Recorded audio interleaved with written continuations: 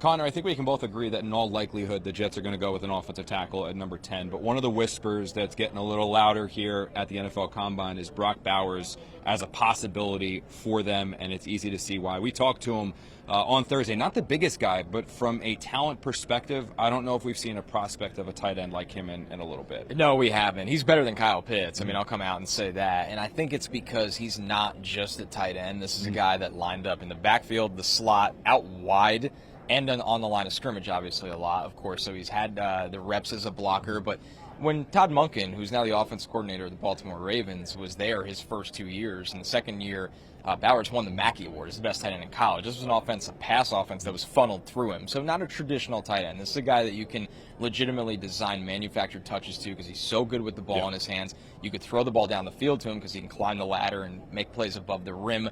He's just a special prospect. And I think, Connor, that comes back to why he's a variable for the Jets at 10. Because eventually you get to the point of, if this guy's so much better than the tackle we're going to take, let's figure out really the value here and maybe consider taking Bowers as a weapon for Aaron Rodgers. And that's the big thing, as a weapon, because when you look at this Jets offense, that's what they need to find. We can talk about offensive linemen. Yeah, that's a need. They need to find 3 starters. But they also need a complement to Garrett Wilson. And I think too many people get fixated on that meaning another receiver. That's not necessarily the case. Right. When you think about guys that they could go out there and target, this receiver market could dry up awful quick. T. Higgins, he's already been tagged. Devontae Adams, he's not getting traded. Mike Evans is going to have a robust market like Calvin Ridley. So if you're picking from like the MVSs of options in free agency, you can build an offense around it. We've seen it done with the Chiefs when they had Tyreek Hill and Travis Kelce. We've seen it with Deebo Samuel and George Kittle. You can build an offense, a functional offense that really works and is dynamic and is explosive with a Garrett Wilson, and then you pair him with his complement as a tight end. That's exactly right. And this is a team that's going to want to run the football a lot to protect their 40-year-old quarterback. That's the mission of rebuilding the offensive line. So I think you're absolutely right. And I think when it comes down to it,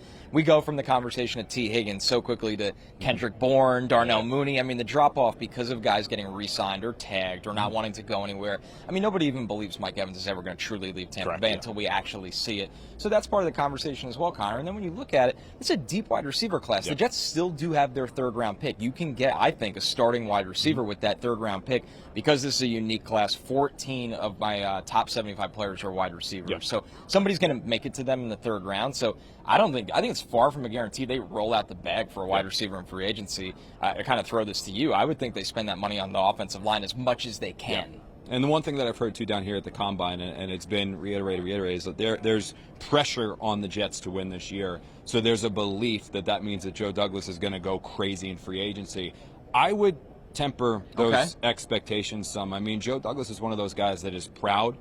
He's coming from the Ozzie Newsome front office managing tree. He's going to, in my opinion, continue to try to build the Jets the right way. Yes, he understands he's on the hot seat. Yes, he understands that this is a do-or-die year. But I don't think that he's the type of general manager who now is going to stray from his ways and try to just go crazy and give out contracts like he hasn't done before, make trades like he hasn't done before.